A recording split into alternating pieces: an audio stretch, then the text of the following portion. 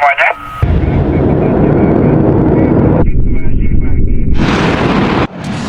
வணக்கம். இன்றைய காவல் விரைவுச் செய்தி. 1 கிலோ 360 கிராம் கஞ்சா மற்றும் விற்பனைக்கு பயன்படுத்திய 2 இருசக்கர வாகனங்கள் பறிமுதல். 3 பேர் கைது. பிப்ரவரி 21, 2026 கன்னியாகுமரி மாவட்டத்தில் கஞ்சா, குட்கா, புகையிலை போன்ற போதைப் பொருட்களுக்கு எதிராக மாவட்ட காவல் கண்காணிப்பாளர் டாக்டர் ஆர். ஸ்டாலின் IPS அவர்கள் கடுமையான தொடர் நடவடிக்கைகள் எடுத்து வருகிறார். அதன் தொடர்ச்சியாக நாகர்கோவில் சுற்றுவட்டார பகுதிகளில் கஞ்சா விற்பனை நடைபெறுவதாக மதுவிலக்கு போலீசாருக்கு கிடைத்த தகவலின் அடிப்படையில் சோதனை மேற்கொண்டனர். சோதனையில் 1 கிலோ 360 கிராம் எடை கொண்ட அரசால் தடை செய்யப்பட்ட கஞ்சா மற்றும் 2 சக்கர வாகனங்கள் பறிமுதல் செய்யப்பட்டுள்ளது. அதில் சாமித்தோப்பு பகுதியை சேர்ந்த கணபதி என்பவரது மகன் தனுஷ் கிருஷ்ணா, பீச் ரோடு பகுதியை சேர்ந்த மணிகண்டன் என்பவரது மகன் விஷால்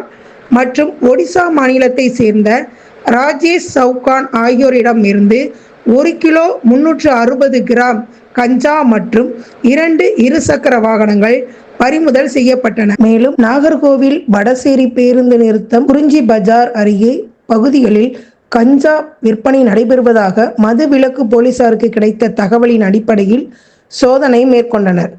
சோதனையில் சுமார் 200 கிராம் எடை கொண்ட அரசால் தடை செய்யப்பட்ட கஞ்சா பறிமுதல் செய்யப்பட்டுள்ளது. அதில் தெங்கம்புதூர் பணிக்கன் குடியிருப்பு பகுதியை சேர்ந்த சுடர்மணி என்பவரது மகன் ரூபின், அகஸ்தீஸ்வரம் தெற்கு புதூர் பகுதியை சேர்ந்த கண்ணன் என்பவரது மகன் அனீஷ் ஆகியோரிடம் இருந்து சுமார் 200 கிராம் கஞ்சா பறிமுதல் செய்யப்பட்டு கைது செய்யப்பட்டனர்.